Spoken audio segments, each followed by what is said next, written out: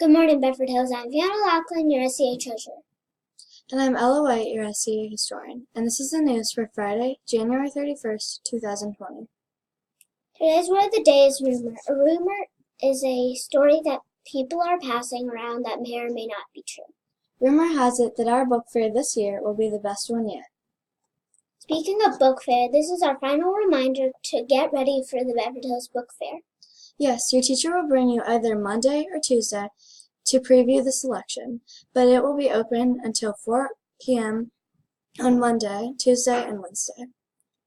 And we have an awesome family fun night planned for Thursday night from 6 to 8, so don't be late and join us. There will be games, fun, and prizes. But most importantly, books.